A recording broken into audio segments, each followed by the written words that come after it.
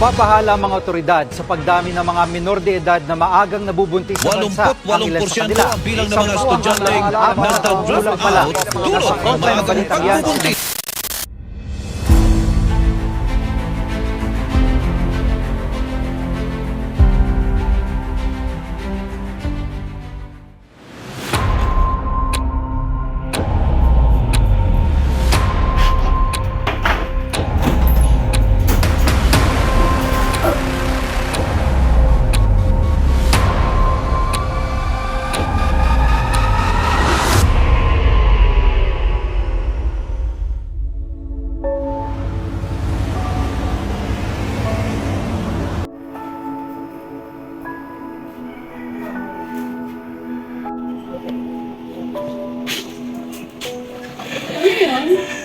May pregnancy test po ba kayo? Meron po.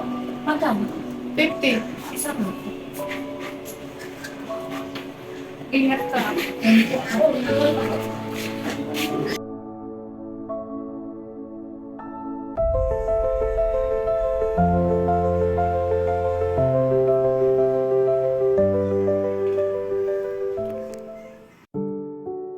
Ha? Ano to? Halika nga dito. Ha? Ano ba yan? Kanino ba to? Monica! Ano ba yung Monica? Ano ba katarataduhan yung ginawa mo? Dito! Ano po yun? Ano ba to?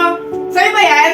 Ano ba yan, Monica? Kita mo naman ang hirap-hirap ng buhay ngayon, di ba? Dumagdag ka pa ng responsibilidad. Sino naman yan? Saan yung ginawa yan? Di ba alam namin na mama mo na wala na kayo ng boyfriend mo? Ma, sorry. Hindi ko po tinatanong. Hindi ko namin tinatanong. Ma, sorry ma. Hindi ko tinatanong. Matawarin mo ako. Hindi ako papayag. Sumama ka sa pagkikama ng anak mo. Ayos ka na dito, hindi ka namin kailangan.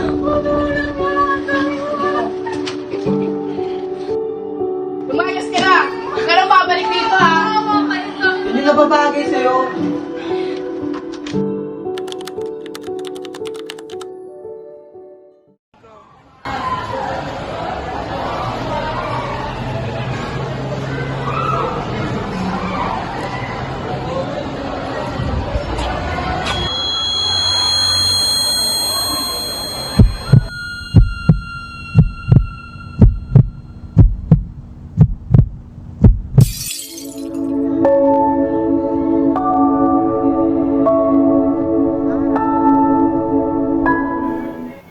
May pag-asa pa ba?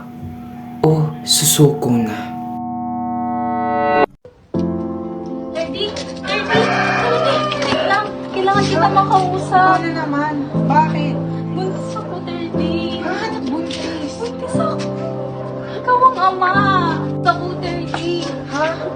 Sure ka ba? Oo, hindi mo sinabi Pero sa ano akong ginawa sa'yo ah? Kung wala naman iinuman tayo. Ha?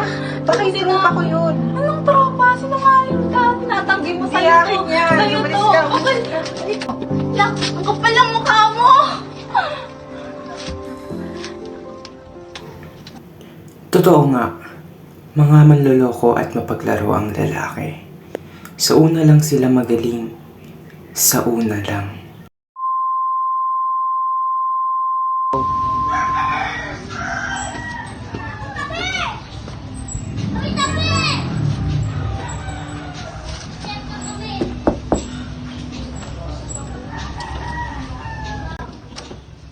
Sabi, nangyari ba't hindi ka na? Hindi, pwede ba makitulong muna sa inyo?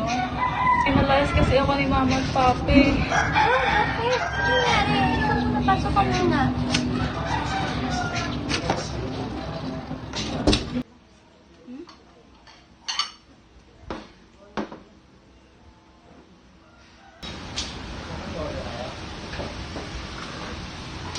Okay, ano ba talaga nangyari? Ba't ka pinalayas ni tito at ni tita? Hindi, buntis ako din. Ha? Sino nakabuntis sa'yo? Di ba wala na kayong 30? Hindi na nagiinuman kami, hindi niya sinabi sa akin, nagalaw niya pala ako. Oh, ano sabi niya sa'yo? Pinuntan mo ba siya? Oo, be, pinuntahan ko siya kanina, pero pinagtabuyan niya ako. Sinabi niya sa harap ko mismo na hindi sa kanya tong anak. Ha? Ang kapal naman ng mukha niya. Oo, be, totoo. Sinigisigaw niya pa sa harap ko mismo. tinulak niya ako, tapos sinampal ko siya kasi nakakasakit na siya. Eh, alam naman niya, sarili niya sa kanya to. Tapos pinagtatabuyan niya ako. Oh, anong gagawin mo sa bata? Hindi ko alam, be.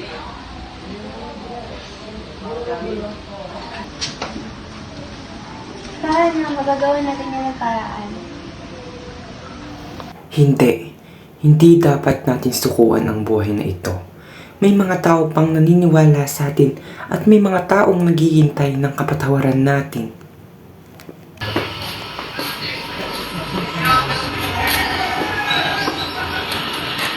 Oh, ba't nandito ka? Bumalik ka pa. Ba't naman kasi nayaan mo nangyari yan sa'yo? Hindi ko naman po ako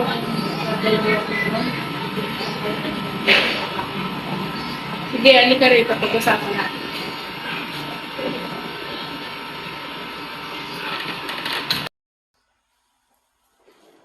Ano ba talaga nangyari? Sino ba talaga ang manang dinadala mo? Ma, si Teddy po ang mga dinadala ko ngayon. Ano? Eh, matagal na kayong wala na, di ba? Opo nga, matagal na nga po kami wala, pero bago po kami maghiwalay, may nangyari po pala sa amin, nagiinuman kami. Kapal naman ang mukha niya. Anong ginawa mo? Pinuntahan mo na ba siya? Opo, pinuntahan ko na po siya, kaso kapal po ng mukha niya, itanggi po na hindi sa kanya, at di daw po niya ako nagalaw. Hayaan mo, susugurin natin yan.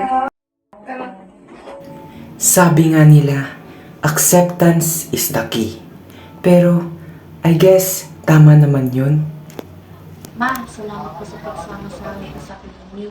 Kahit na magagawa po ako salamat sa inyo ni Papa, pinatawad at tinanggap niyo pa rin po ako. Wala yun, anak.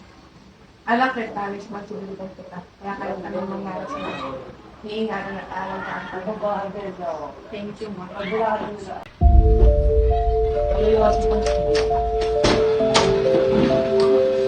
morning po, ma'am. Good morning, bro. Narito na po ang resulta ng ultrasound ng inyong anak. And luckily, healthy naman po ang baby sa loob na kayo sa mga At nakasada rin po dyan ang mga dapat at hindi dapat gawin ng inyong anak para sa ikabubuti ng kanyang dinadala. Yun lang po. Thank you, Doc. Nak, ingatan mo yan, nak. Pero gagabayan at aalagaan pa rin naman kita. Opo, Ma. Salamat. Akala ko, tapos na ako nang malaman ng magulang ko na buntis ako at ako'y pinalayas. Iniisip kong hindi na nila ako mahal, pero naniniwala akong mahal pa rin nila ako. At may mga kaibigan na hindi ako iniwan. At sinabing acceptance is the key. Noon, hindi ko naintindihan, pero ngayon alam ko na. Alam ko na ang ibig sabihin nito. Tinatanggap mo kung sino ka, kung ano ang nangyari at tinutukon mo ang bunga nun. Tinanggap ko na ako ay isang ina at handang gawin ang lahat para sa anak ko. Alam kong nagsisimula na ang tagumpay ko sa bawat yakap mo sa kanya. At balang araw, mauunawaan din ako ng mga magulang ko.